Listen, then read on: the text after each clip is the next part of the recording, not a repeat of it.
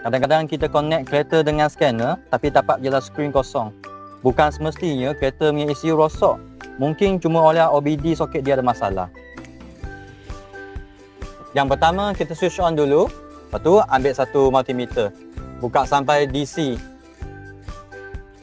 Okey, kita check cam low dulu. Okey. Sekarang kita tengok 2.4 watt normal. Yang kedua kita check high cam. Sekarang kita connect high cam. Dia pun ada 2.5 watt.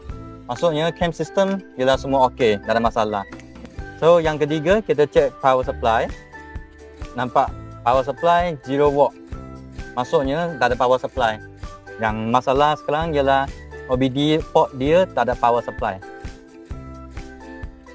Jadi selepas kita baki wiring, skrin sudah ada, boleh tengok dah. So kita boleh pilih lah power share masuk dalam sistem dia. Jadi kata tak payah tukar ECU.